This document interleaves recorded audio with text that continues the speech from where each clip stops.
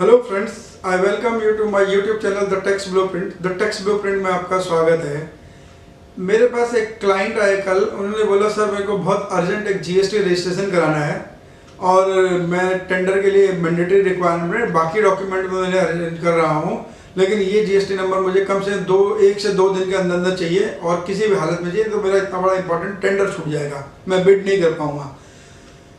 आप जो पैसे कहोगे मैं फीस देने को तैयार हूँ, लेकिन रजिस्ट्रेशन मुझे अर्जेंटली चाहिए। तो मैंने बोला कोई चिंता नहीं है, आप ये बताओ कि आपका जो टेंडर है उसके बाद अगर वो आपको टेंडर अलॉट होता है तो आपकी मंथली बिलिंग क्या होगी, टैक्स लायबिलिटी क्या होगी।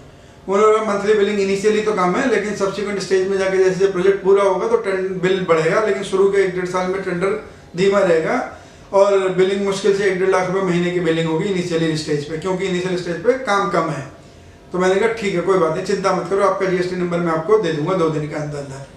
तो what actually I did, I go for registration of that SSC on the GSTN portal, but I opted the rule 14A, यानी कि मैंने जीएसटी रजिस्ट्रेशन करने के लिए पोर्टल पे गया, उनसे क्लाइंट से नेसेसरी डॉक्यूमेंट एक्सेस किए और मैंने रूल 14A में उनका रजिस्ट्रेशन कराया।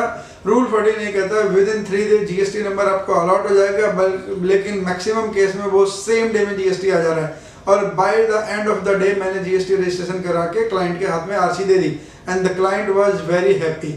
Rule 14A says if you upload all the necessary document required for registration, just like a photo of the proprietor, address proof of the principal place of business, requisite authority letters if you are applying for the company or partnership firm, so within 3 days you will be having a registration certificate on you with you।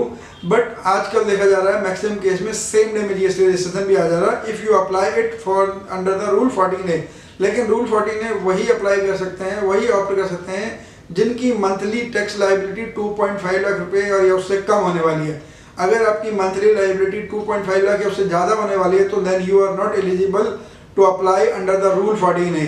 तो rule 14A में आप apply कर सकते हो, provided आपकी GSTN की liability जो monthly tax estimated tax liability है वो 2.5 लाख रुपए पर मंथ से कम होनी चाहिए, तभी आप अप्लाई कर पाओगे। और अगर आपने एक बार रूल 14A में अप्लाई कर दिया, रजिस्ट्रेशन ले लिया, तो अगले 6 महीने तक आप जीएसटीएन को कैंसिल नहीं करा सकते हो, रजिस्ट्रेशन कैंसिल नहीं कर सकते हो। और साथ ही अगर आप 2.5 लाख रुपए से ऊपर की लायबिलिटी हो जाती है आपकी मंथली, तो आपको रेगुलर में कन्वर्ट कराना होगा अपने जीएसटीएन को, रूल 14A से निकाल के रेगुलर रजिस्ट्रेशन में कन्वर्ट कराना पड़ेगा। But for the small taxpayer it is very good move from the GST department, and now it made easy to get the GST registration as earlier. This was about the rule 14A. Thanks for watching the Tax Blueprint. Keep sharing, keep subscribing. Thank you.